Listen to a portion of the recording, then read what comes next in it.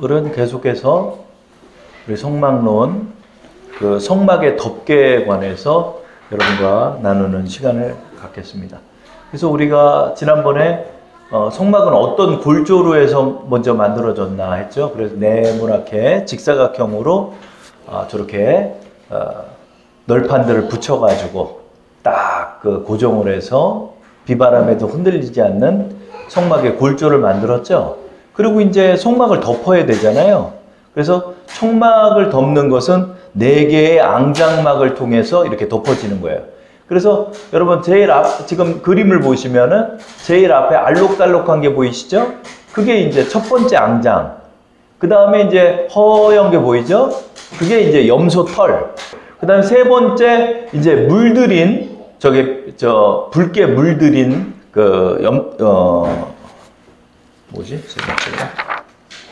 세 번째가 바로 이제 순양의 붉게 물들인 순양의 가죽. 그 다음에 맨 끝에 보이면은 좀 번쩍번쩍 빛나죠. 저거는 이제 바다에서 나는 동물일 것으로 추정해요. 그래서 해달의 가죽 덮개. 이렇게 해가지고 그 4겹으로 해가지고 저걸 덮는 거예요. 이렇게 성막의 덮개를 구성하고 있습니다. 그래서 오늘 성막의 덮개는 어떻게 만들어지는지 우리 한번 나눠보도록 할게요. 자, 여러분 출애굽기 26장 1절부터 6절까지가 이제 첫 번째로 덮는 덮개를 말해요. 첫 번째로 덮고, 두 번째 덮고, 세 번째 덮고, 네 번째 덮어서 4겹으로 해가지고 저렇게 그림처럼 짱짱하게 저렇게 텐트로 장막 텐트 형식으로 저렇게 성막을 만들었다는 거죠. 자, 첫 번째 앙장막은 이제 덮개라고 그러는데, 이 앙장막은 뭐로 돼 있냐? 청색, 자색, 홍색 실과 배실을 꽈가지고 아주 정교하게 술을 놓아서 저렇게 만들었다는 거죠. 자, 우리 한번 읽어볼까요? 빨간 글로 돼 있는 거 읽어보겠습니다. 1절부터 6절까지. 너는 성막을 만들되 가늘게 꼰 배실과 청색, 자색, 홍색 실로 그룹을 정교하게 수놓은 10폭의 휘장을 만들지니 매 폭의 길이는 28규빗, 너비는 4규빗으로 각 폭의 장단을 갖게 하고 그 휘장 5폭을 서로 연결하며 다른 5폭도 서로 연결하고 그 휘장을 이을 끝 폭가에 청색 고를 만들며 이어질 다른 끝 폭가에 가에도 그와 같이 하고 휘장 끝 폭가에 고 쉰개를 달며 다른 휘장 끝 폭가에도 고 쉰개를 달고 그 고들을 서로 마주보게 하고 금갈고리 50개를 만들고 그 갈고리로 휘장을 연결하게 한 성막을 이를 찌며. 그렇죠? 자, 이게 이제 보면은 조금 헷갈리죠, 이제.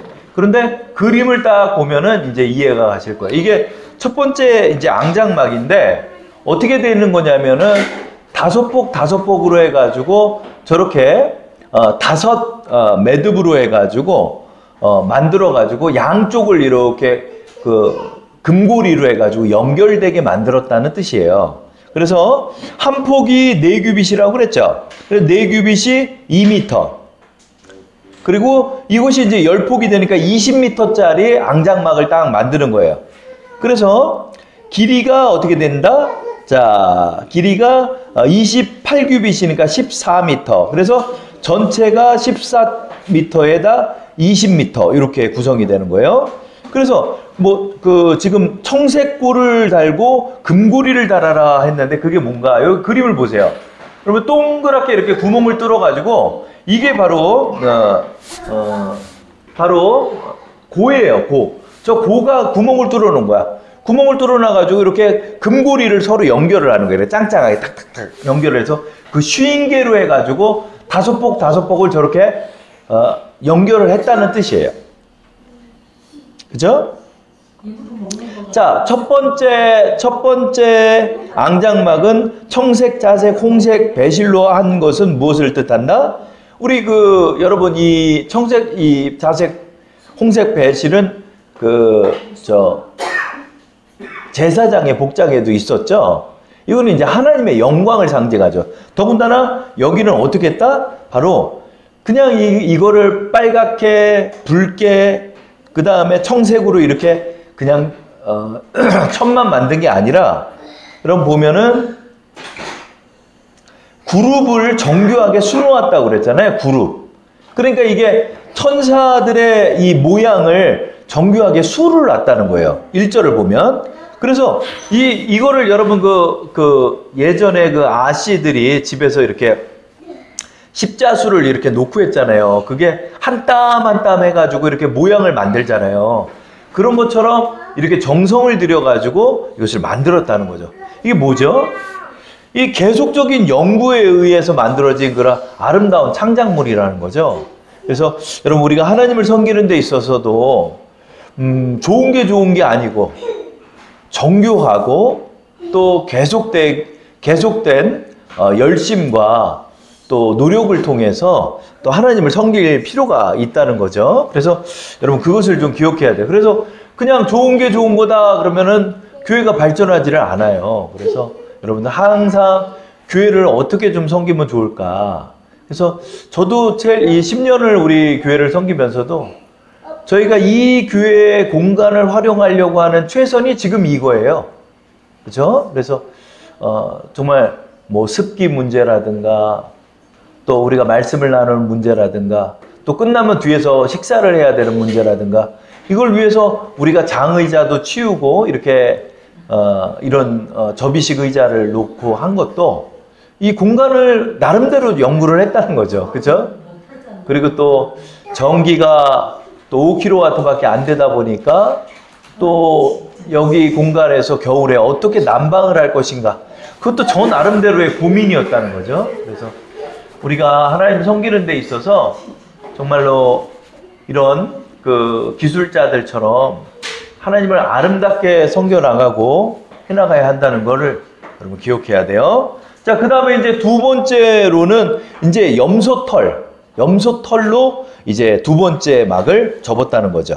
덮었다는 거죠. 자, 26장 7절부터 9절 우리 한번 읽어볼게요. 시작. 그 성막을 덮는 막 곧 휘장을 염소털로 만들되 11폭을 만들지며 각 폭의 길이는 30규빗, 너비는 4규빗으로 11폭의 길이를 갖게 하고 그 휘장 5폭을 서로 연결하며 또 6폭을 서로 연결하고 그 6째 폭 절반은 성막 전면에 접어드리고. 그죠? 여러분 이 첫 번째 거를 보면은 5폭으로 해가지고 고리를 해가지고 짱짱하게 이렇게 했잖아요. 덮었잖아요. 근데 두 번째 막은 5폭, 6폭이래. 그러면 이게 짝수가 안 맞잖아요. 그죠? 그러면은 왜 이거를 한쪽은 6폭으로 했고 한쪽은 왜 5폭으로 했을까? 그건 뭐냐면 맨 끝에 6폭째 있죠? 그걸 반으로 접어서 이렇게 덮으라는 거야. 자, 보세요. 지금 여기 보면 오른쪽 부분은 5폭으로 돼 있고 왼쪽 부분 6폭이 돼 있잖아. 그러면 5폭 균형을 이루지는 않는 것은 6번째 마디를 반으로 접어가지고 덮으라는 거예요. 왜 그렇게 하라고 했을까? 그거는 여러분 첫 번째 앙장막과 두 번째 앙장막에 틈이 있고 그러면은 여러분 습기가 들어오고 막 그러잖아요. 그러니까 첫 번째 앙장막을 이렇게 덮으라는 의미로 맨 6번째 막을 반으로 접으라고 그랬어요. 그래서 여러분 이렇게 보시면은 이게 두 번째 앙장막인데 앙장막의 맨 끝부분이 있잖아요. 그게 6번째 폭을 반으로 접어서 이렇게 덮은 거야. 왜? 이 첫 번째 앙장막과 두 번째 앙장막에 빈틈이 없도록 이렇게 짱짱하게 덮어두려고 그러는 거죠. 왜 그러냐면 여러분 천도요 이렇게 습기 먹고 그러면 냄새 나요. 그죠? 그래서 이 부분들을 하나님께서 잘 관리하기 위해서 6번째 폭을 이렇게 덮도록 이렇게 하셨다는 거죠. 자, 그러면은 수많은 동물들 중에 왜 염소털을 선택하셨을까요? 사실 이 염소털은요, 이 울이라고 영어 성경 보면 울이에요, 울. 이렇게 여러분 울 알죠?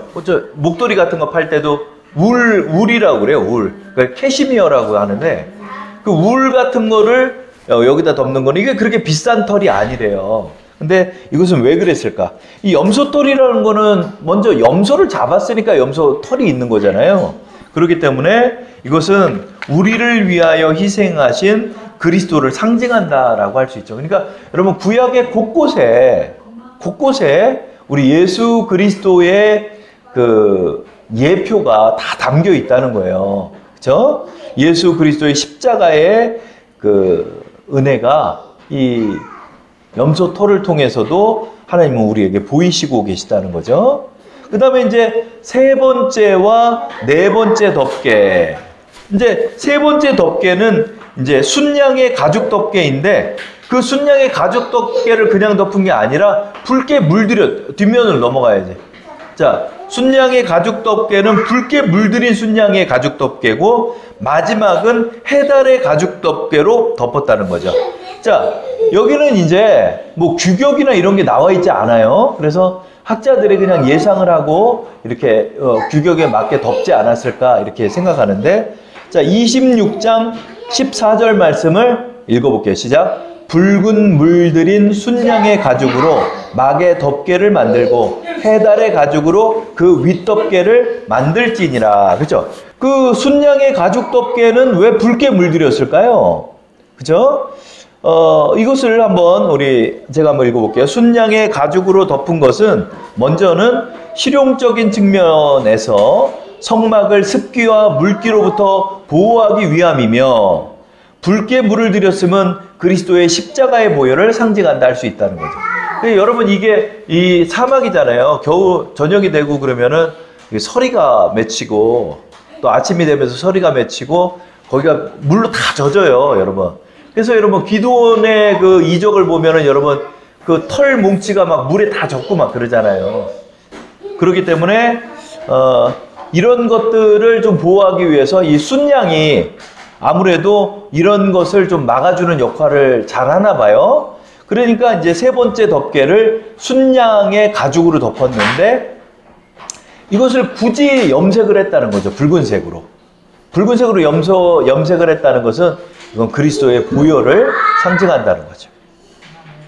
그 다음에 이제 마지막 덮개로는 해달의 가죽을 사용했대요. 근데 이게 어떤 동물인지를 정확하게 알지를 못하다 보니까 번역본마다 다 좀 달라요. 그래서 조용!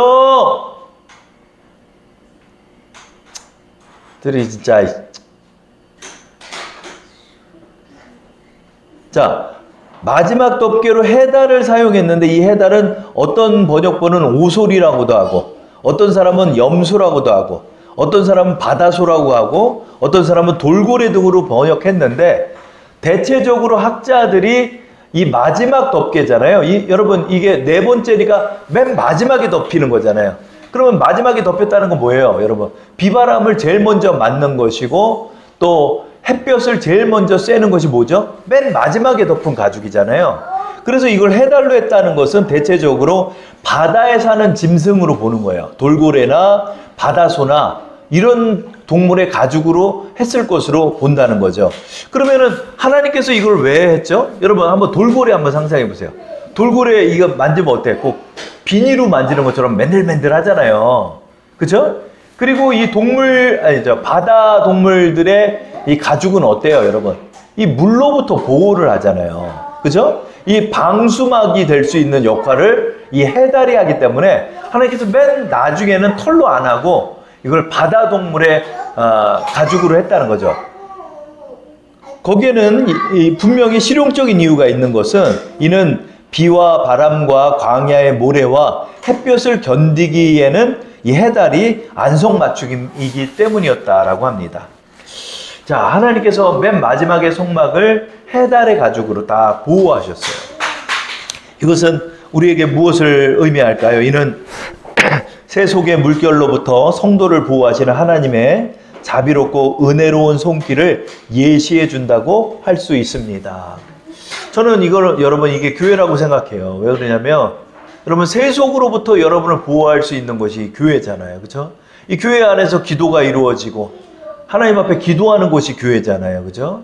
기도를 통해 하나님을 만나고 또 말씀을 통해서 진리의 말씀을 깨닫고 또 회개의 기도를 통해 죄사함을 얻고 또 성령이 임하심으로 말미암아 우리가 물과 성령으로 거듭나 생명을 얻는 곳이 이 교회죠.